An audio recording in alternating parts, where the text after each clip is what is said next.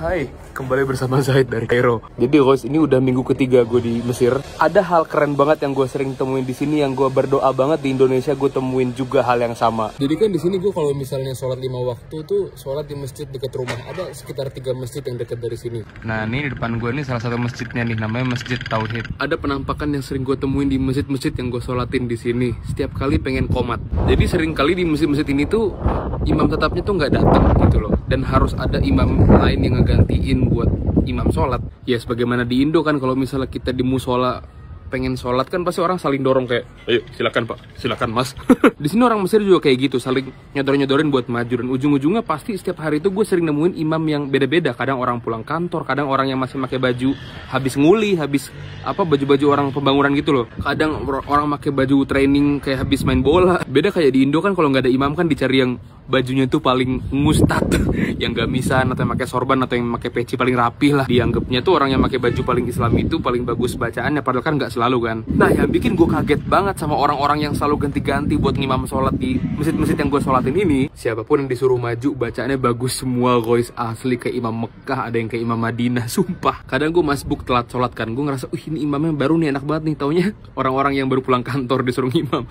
Ini kan bukan imam tetapnya lah, kok ini mas-mas siapa lagi nih pakai baju bola gitu. Enak semua. Kalau di Indo kan paham lah kita, kalau misalnya lagi di jalan tol terus mampir ke masjid rest area gitu, kita sholat kan paham lah bacaan orang-orang imam dadakan yang tiba-tiba ngimam itu, ya paham lah gimana. Di sini semua bacaan imam dadakan di sini tuh makhrajnya, tajwidnya, wah perfecto, masya Allah. Itulah satu hal yang paling gue cintain dari Mesir tuh, ya orang-orang sini tuh jadiin Quran kalamullah itu prioritas mereka. Kita muslim ya, kita harus cinta sama Quran, kita harus pelajarin bener-bener maksimal gimana Allah itu menurunkan Quran itu dengan tajwidnya.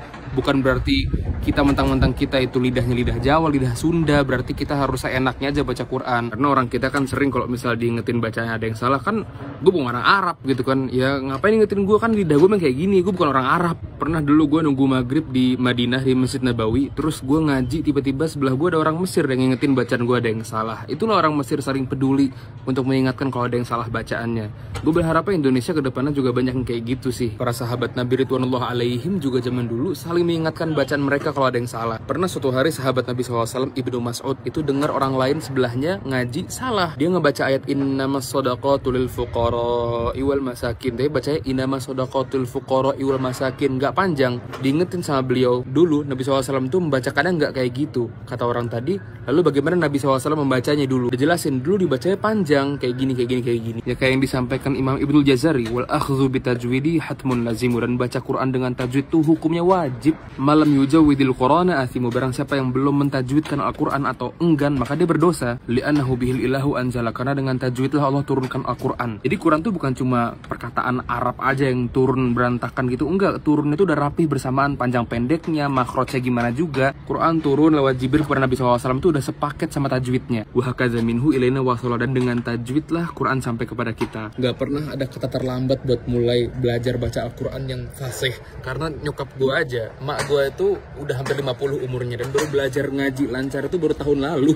Dan sekarang bacaannya pun gue kalah bacaan beliau, masya Allah enak banget. Gue ada rekomendasi belajar Quran bagus banget buat cowok, dan buat cewek pun ada pengajar perempuannya. Gue rekomendasiin program ini soalnya gue kenal sama foundernya. Plus yang keren dari program ini, sistemnya pertama privat, satu orang satu guru. Waktu belajarnya fleksibel, tergantung kalian yang belajar pengen kapan aja bisanya. Dibimbing intensif one by one sama pengajar yang berpengalaman dengan ilmu tahsinnya, dan dikasih buku tahsin free gratis buat semuanya. Nama programnya Quran First. Kalian bisa temuin di Instagram Quran First, ada pendaftarannya di link di bio mereka. Jadi di Quran First tuh ada 3 program privat. Privat pemula, privat menengah, sama bimbingan tahfiz yang ketiga. Program pemula itu buat teman-teman yang belum bisa baca Quran, kita bakal belajar bareng pakai Iqra. Program menengah nih bagus nih buat teman-teman yang udah bisa ngaji tapi masih belum bisa pas makhrajnya atau panjang pendeknya. Nanti dibimbing nih tahsinnya. Bimbingan tahfiz tuh buat yang udah lancar banget bacaannya, pengen dibimbing gimana hafalannya, setorannya, murojaahnya sampai ke tes hafalannya. Langsung aja ke link di bio Instagramnya Quran First right now. Let's go.